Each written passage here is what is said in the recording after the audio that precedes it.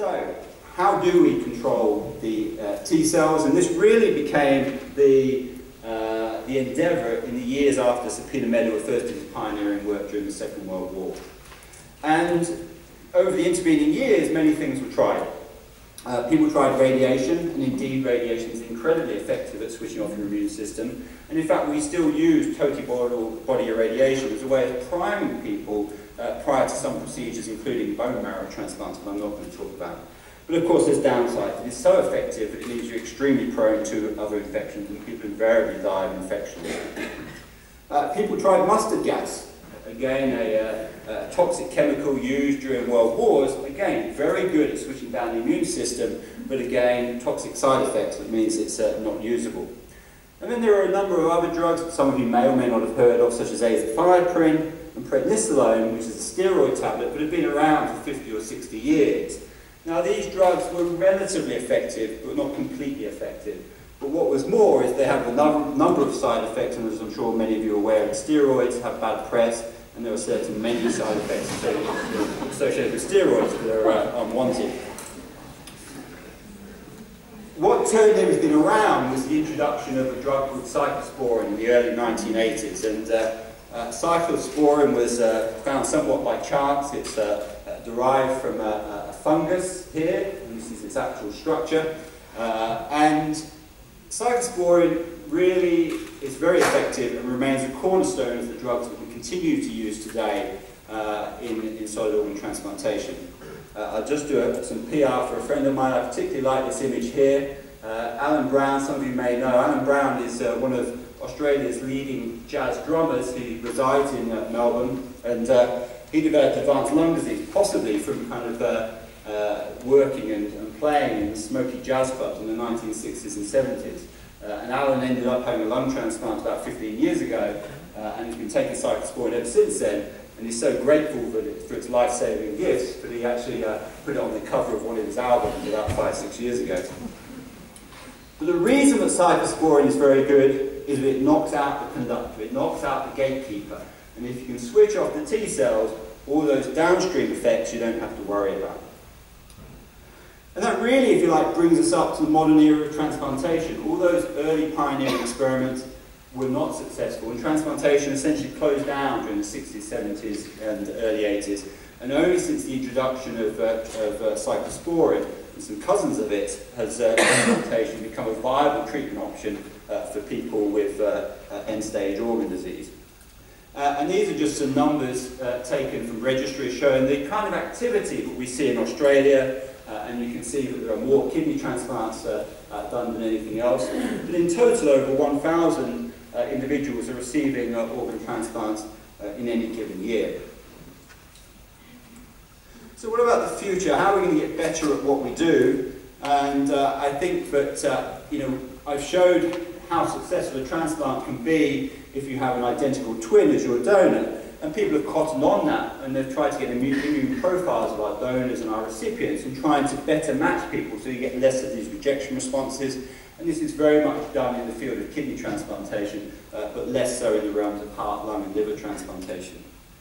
We would like to have better immunosuppression. Our immunosuppression really hasn't changed in the last 30 years or so. And these drugs are effective, but they're also pretty toxic as well. And ideally, we'd like more focused immunosuppression that had less side effects. And then there are, if you like, a number of holy grails in transplantation. Xenotransplantation, as I mentioned earlier, is the idea that we get replacement organs from other animals, and pigs indeed are the preferred organ, but we're still some ways away from that. Norman Shumway, who I said was one of the pioneering people when asked about xenotransplantation, said it's 5 years away, and it will always be 5 years away, and I think there's something in that. One of the things there's a lot of research into is the idea of trying to induce tolerance. And what do I mean by that?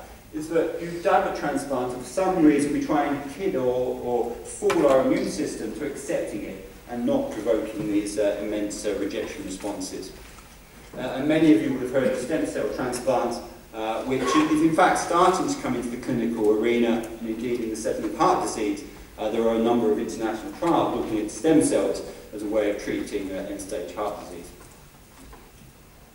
So, to finish up, I'm going to leave you with a question that has really quizzed immunologists for a long period of time. And that is, why do we develop such vigorous rejection responses? And we could understand why you might want to get a vigorous rejection response if you're talking about xenotransplant, you're talking about putting a donkey lung into somebody, for instance. But why should we develop such a vigorous response when we're taking skin or a kidney from the person you're sitting next to? What is the Darwinian evolutionary reason for such a vigorous response? And people have really struggled to come up with an answer for this. To illustrate, I'm going to go back to The Simpsons and give you some examples. Here we have our eligible bachelor who finds his ideal partner. They go on to do the dance of love, and a few weeks later, Marge becomes pregnant. And in transplant terms, what Homer has done, he's found his partner, but in transplant terms, Homer is our donor and Marge is our recipient. And what he's done is he's transplanted non-self, foreign DNA, genetic material into our recipient. From everything I said earlier, this should be rejected, but of course it isn't. And invariably, pregnancy results. And indeed, the 9 months of a pregnancy involves a developing fetus, of which half of it is not your own, non-self. Again, why is it not rejected? And as we know, 9 months later, lots of little Simpsonettes are born. So from an immunological point of view, everything seems to be compatible. But yet, we now go back to our eligible bachelor who spent too many decades in Moe's bar and has developed end-stage kidney disease, and now needs a kidney transplant, and his doting wife, of course, has offered herself up as a donor, and they go on to do a kidney transplant, and this is rapidly rejected. So there seems to be this paradox, but here in transplant terms there is rapid rejection. And not only, which suggests that in this setting they're immunologically incompatible. And again, it raises the question, why should this be? Why should we develop such vigorous rejection responses?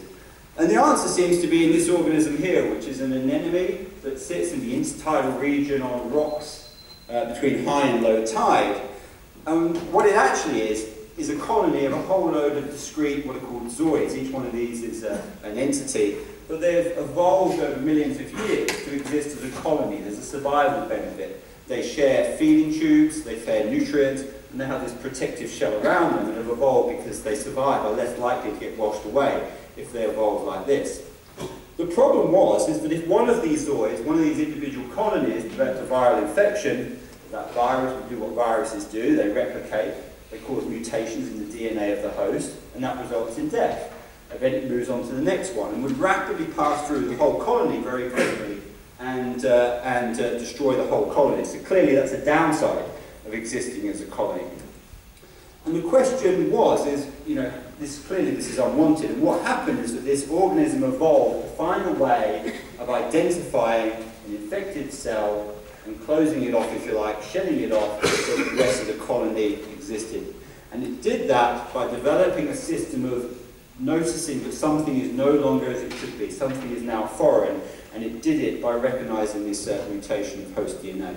We think that in this colony, many millions of years ago, was the beginning of what was the rejection response that remains a problem to me as a transplant physician day in and day out.